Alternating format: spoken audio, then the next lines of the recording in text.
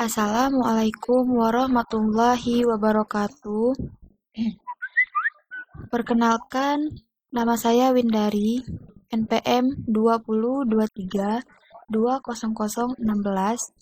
Saya dari kelas A2 K11, mata kuliah UTS Komunikasi dan Presentasi. Saya dari Prodi Komputerisasi Akuntansi. Baiklah, saya di sini akan menjelaskan tentang jenis-jenis presentasi. Yang pertama adalah presentasi dadakan atau impromptu. Presentasi ini merupakan jenis presentasi yang dilakukan secara mendadak tanpa persiapan apapun. Dalam hal ini, pembicara ditunjuk langsung untuk menyampaikan informasi kepada pendengar tanpa melakukan persiapan segala sesuatunya, baik itu mengenai tema maupun alat bantu. Yang kedua adalah presentasi naskah atau manuskrip. Presentasi naskah merupakan jenis presentasi di mana dalam penyampaian informasinya, seorang pembicara melakukannya dengan membaca naskah. Yang ketiga, presentasi hafalan atau memoriter. Jenis presentasi yang dilakukan menghafal dari teks yang telah disediakan. Pembicara tidak menggunakan naskah dalam penyampaiannya. Pembicara hanya melakukan persiapannya dengan menghafal dari teks di mana isinya mengenai informasi yang akan disampaikan. Baiklah, yang berikutnya adalah media presentasi.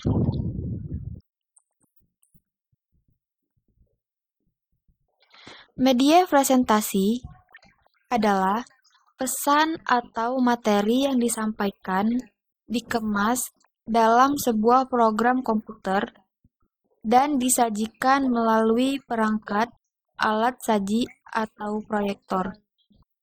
Biasanya materi yang disajikan berupa teks, gambar, animasi, dan video yang digabungkan dalam kesatuan yang utuh. Adapun fungsi dari media presentasi, yang pertama adalah memperjelas pesan agar tidak terlalu verbalistis.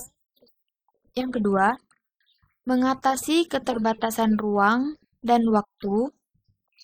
Yang ketiga, menimbulkan gairah belajar, interaksi lebih langsung antar murid dengan sumber belajar, memungkinkan anak belajar mandiri sesuai dengan bakat dan kemampuan. Yang kedua adalah tujuan media presentasi. Meyakinkan. Presentasi berisi informasi, data, dan bukti yang disusun secara logis sehingga meyakinkan orang atau suatu topik yang disampaikan. Menginspirasi. Presentasi yang berusaha untuk memberi kesenangan pada orang melalui informasi yang diberi. Yang ketiga adalah kelebihan presentasi.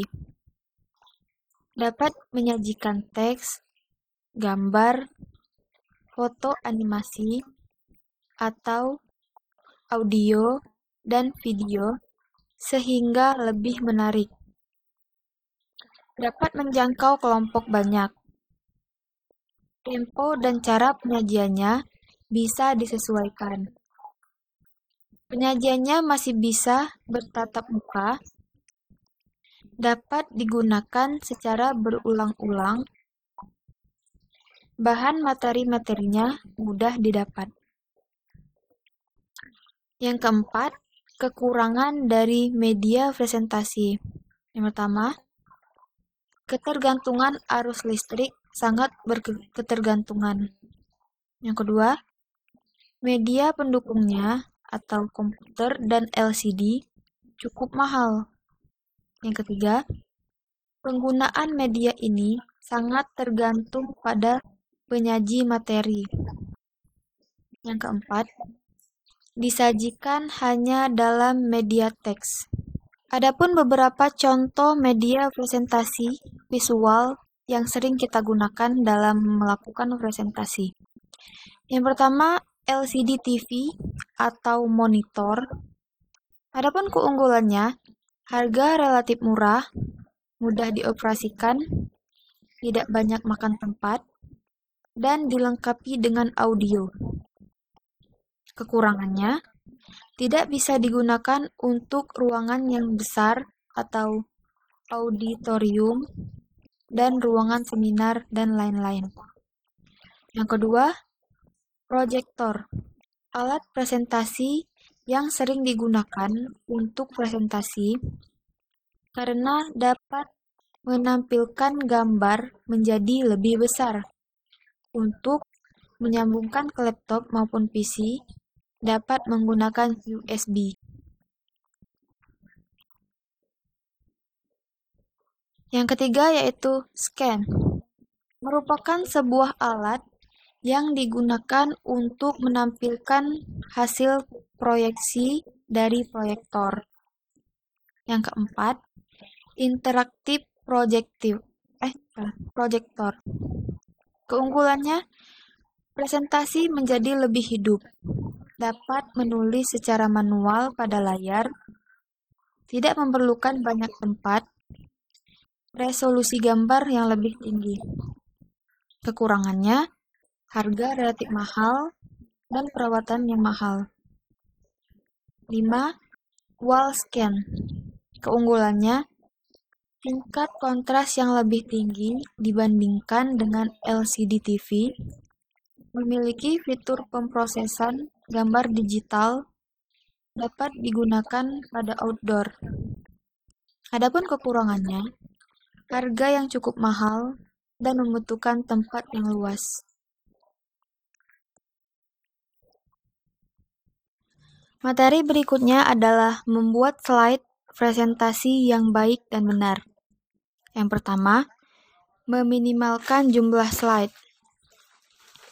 Cara membuat presentasi yang baik dan menarik tentunya harus efektif dalam penyampaiannya, agar pesan bisa tersampaikan dengan baik dan perhatian audiens tidak teralih. Pertahankan jumlah slide dalam presentasi seminimal mungkin. Penyampaian dan penjelasan yang Anda berikan bakal menjadi faktor yang sangat penting dalam hal ini. Yang kedua adalah pilih font yang mudah dibaca. Memilih font yang mudah dibaca oleh audiens, memilih gaya font yang tepat seperti Helvetica atau Arial akan membantu menyampaikan pesan yang kamu bawakan dalam presentasi. Hindari font yang rapat seperti Arial menyempit dan menghindari font yang menyertakan tapian mewah seperti Kali. Yang ketiga adalah memilih ukuran font yang dapat dibaca audiens dari kejauhan. Sama seperti memilih font, ukuran font juga memiliki peranan yang sangat penting sebagai cara membuat presentasi yang baik. Memilih ukuran font yang tepat membantu menyampaikan pesan dari presentasi Anda. Yang keempat adalah menjadikan teks tetap sederhana dengan menggunakan poin atau kalimat singkat. Membuat poin dan kalimat singkat. Gunakan poin atau kalimat singkat dan cobalah untuk mempertahankan masing-masing satu baris artinya tanpa kalimat-kalimat teks yang panjang.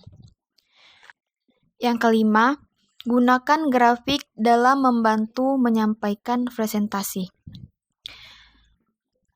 Anda juga bisa memasukkan berbagai grafik art guna membantu menyampaikan presentasi. Cara membuat presentasi yang baik satu ini bisa digunakan grafik untuk membantu bercerita. Hal ini sangat baik untuk menarik minat audiens pada presentasi kamu. Yang keenam adalah membuat latar belakang slide tetap halus dan konsisten. Membuat latar belakang slide tetap halus dan konsisten Hal ini dilakukan agar audien lebih nyaman melihat presentasimu, namun jangan pilih yang terlalu mencolok agar tidak mengaburkan pesan presentasimu. Yang ketujuh, menggunakan kontras tinggi antara warna latar belakang dan warna teks. Masih seputar warna dan latar belakang, Anda bisa menggunakan kontras tinggi antara warna latar belakang dan warna teks. Tema secara otomatis mengatur kontras antara latar belakang yang terang dengan teks berwarna gelap atau latar belakang gelap dengan teks berwarna terang. Dan yang ke-8, yang terakhir adalah periksa ejaan dan tata bahasa. Cara membuat presentasi yang baik terakhir adalah menggunakan ejaan dan tata bahasa yang benar, demi mendapatkan dan mempertahankan rasa hormat dari audien. Selalu periksa ejaan dan tata bahasa dalam presentasi Anda. Hal ini kerap kali dianggap sepele, padahal adanya kesalahan kecil seperti ini sering kali diperhatikan oleh audien. Baiklah, mungkin cukup sekian presentasi yang dapat saya sampaikan. Apabila ada kata yang salah, saya mohon maaf. Wabillahi taufiq wal hidayah. Wassalamualaikum warahmatullahi wabarakatuh.